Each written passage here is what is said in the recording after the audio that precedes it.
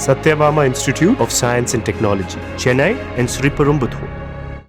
ஓய்வு பெற்ற பெண் அரசு மருத்துவரை ஏமாற்றி சுமார் 10 கோடி ரூபாய் மதிப்பிலான சொத்துக்களை மோசடி செய்த வழக்கில் சங்கர் என்பவரை சென்னை மத்திய குற்றப்பிரிவு போலீசார் கைது செய்துள்ளனர். இது தொடர்பான கூடுதல் விவரங்களை எமது செய்தியாளர் முரளி வழங்கிட கேட்கலாம். முரளி, வணக்கம். விவரங்களை வழங்கலாம்.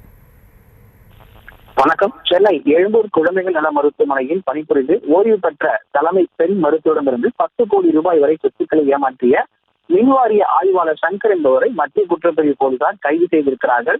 சென்னை சேப்பாக்கம் சைதோசி தெரு பகுதியை சேர்ந்தவர் கௌரி என்கிற ஓய்வு பெற்ற மருத்துவர். இவர் எழும்பூர் குழந்தைகள் நல மருத்துவமனையில் மருத்துவராக பணியாற்றி ஓய்வு பெற்றிருக்கிறார். மேலும் இந்த நபர் தனியாக வசித்து வருகின்ற காரணத்தினால் அதனை தெரிந்து கொண்ட மின்வாரிய ஊழியர் சங்கர் என்பவர் அவரிடமிருந்து சிறித பல லட்சம் ரூபாய் வரை அவர் கணக்கில் பெற்றிருக்கிறார். மேலும் அவருக்கு மருத்துவமனை கட்டித் தருவதாக ஆசை வார்த்தை கூறி பல கோடி ரூபாய் ஏமாற்றிருக்கிறார். இது தொடர்பாக சுதாரித்துக் கொண்ட ஓய்வு பெற்ற மருத்துவர் கௌரி சென்னை காவல் ஆணையர் அலுவலகத்தில் இருக்கக்கூடிய மத்திய குற்றப்பிரிவில் புகார் மனு அளித்திருக்கிறார். இந்த புகாரின் அடிப்படையில் தலைமறைவாக இருந்த மின்வாரிய ஊழியர் சங்கர் என்பவரை கைது செய்திருக்கிறார்கள். மேலும் அவரிடம் இருக்கக்கூடிய ஆவணங்களை பறிமுதல் செய்து தற்பொழுது அவரை நீதிமன்றத்தில் ஆஜர்படுத்தி சிறையில் அடைக்கும் பணியில் ஈடுபட்டு வருகிறார்கள். விவரங்களுக்கு நன்றி முரளி.